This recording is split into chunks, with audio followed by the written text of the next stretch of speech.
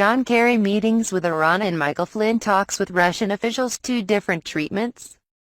A report alleging John Kerry may have colluded with Iran when meeting with its foreign minister during the Trump administration is drawing comparisons to the situation of retired General Michael Flynn, who pleaded guilty to giving false statements to the FBI that included statements regarding his communications with a Russian ambassador.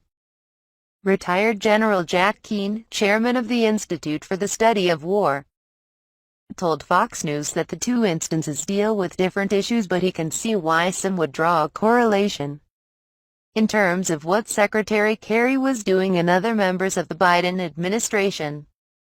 "In my judgment, is appalling and it's reckless and significantly irresponsible," Keane said in an interview.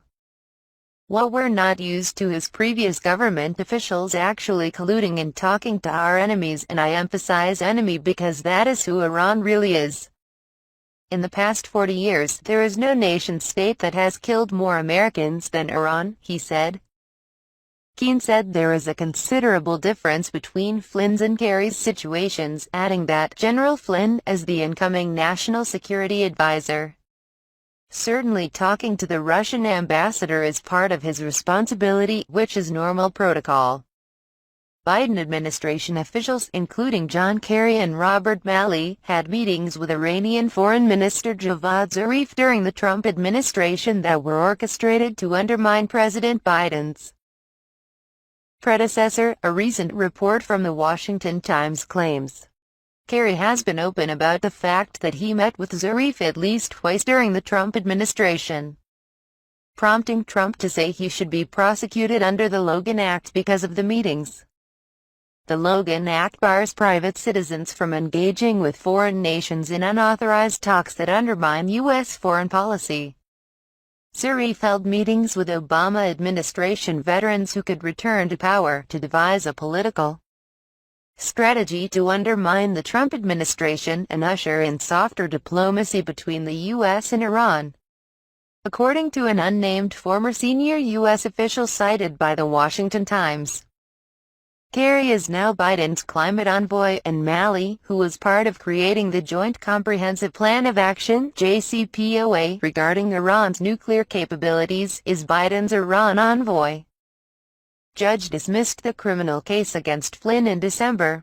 Flynn's discussions with the Russian ambassador included Russia's response to U.S. sanctions and a UN Security Council resolution regarding Israel.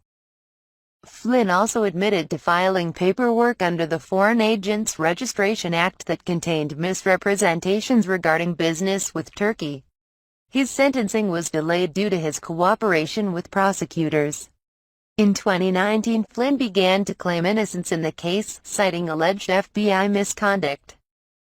FBI records were produced that called their interview into question, including handwritten notes that indicated an internal question as to whether the interview was meant to extract truth from Flynn or to get him to lie so authorities could pressure him with prosecution or termination. What was not routine is that General Flynn was investigated. The investigators recommended to close the case based on no evidence of wrongdoing, but the top FBI leadership kept it open, Keane said. What Kerry and other Democrats spoke about with Zarif is unknown.